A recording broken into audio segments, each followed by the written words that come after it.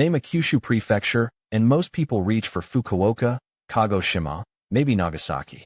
Almost nobody says Saga, which is strange, because it sits geographically right between Fukuoka and Nagasaki, reachable from both in under an hour, and it consistently carries some of the lowest property prices in the entire region. Saga is not hiding a lower price than anywhere else in Japan. Prefectures further north genuinely beat it on raw land cost. What Saga actually offers is something more specific and, for the right buyer, more useful. Real affordability inside Kyushu specifically, positioned exactly between the region's two biggest cities, at a moment when the numbers suggest that affordability will not last forever. Land and property in Saga run among the lowest in Kyushu, which is the honest, regional claim, not an exaggerated national one. But cheap does not mean stagnant. Saga's industrial land prices grew faster in 2024 than any other prefecture in Japan, and commercial land in Saga City posted one of the country's highest growth rates among prefectural capitals the following year. That is not the profile of a forgotten backwater. It is the profile of a quietly undervalued place that outside investment is starting to notice, while residential Akiya prices, for now, have not caught up to that momentum. Buying into a market like that early is a different proposition than buying into one that has already peaked. None of this is a promise that a Saga Akiya will appreciate the way a factory town's land has. The point is narrower and more honest. The same forces that made Kagoshima and Kumamoto worth watching, real activity in a formerly overlooked prefecture, are visibly present here too, just earlier in the process and with less attention on it so far. Saga's real advantage is not the price alone. It is the position. Fukuoka's airport, startup economy, and international community sit under an hour away in one direction. Nagasaki's history, hospitals, and island access sit under an hour away in the other. A resident based in Saga is not choosing between rural Kyushu and city life. They are choosing a quiet, affordable base with both cities genuinely commutable, an arrangement migration guides describe as a natural fit for remote work during the week, paired with Fukuoka's city life on weekends.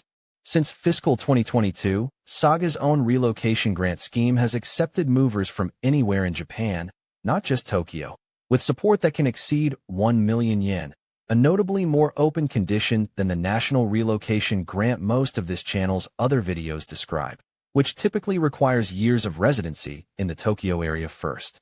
For someone with no Tokyo history at all, Saga's own program can be the more realistic grant to actually qualify for.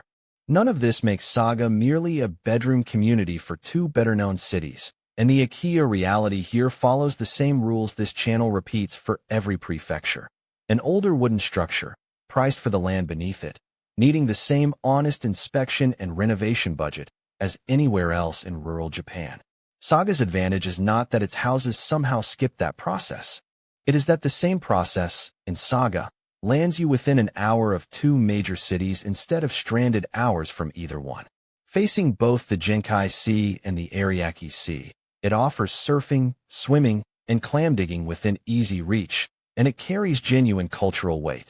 The ancient Yashinagari archaeological site, and its burial mounds, and the internationally recognized porcelain traditions of Arita and Imari, alongside Urashino's tea-growing region.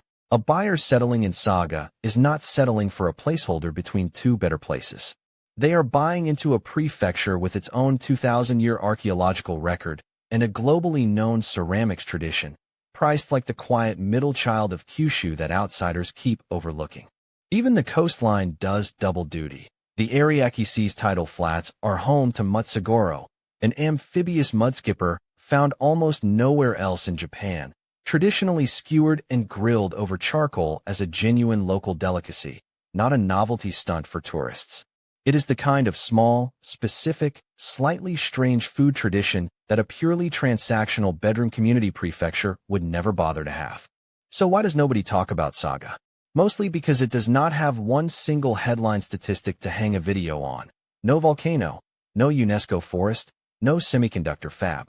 What it has instead is a rare, practical combination.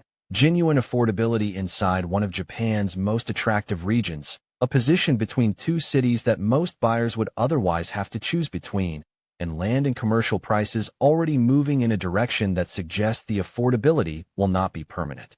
None of that guarantees an investment return, and this channel has said before that Akiya are a lifestyle purchase first. But for someone who wants Kyushu's value without giving up real access to a bigger city, Saga is not an afterthought. It is the answer to a question most buyers do not think to ask until after they have already committed somewhere louder. If this made Japan's empty house market a little clearer, subscribe to Akiya Handbook, the channel that explains how Japan's cheap houses actually work, honestly, and without selling you anything. There is also a free guide waiting in the description, the Akiya Buyer's Starter Guide, How to Buy a Cheap House in Japan Without Getting Burned. 11 chapters on the truth about so-called free houses, the hidden costs, and who should not buy.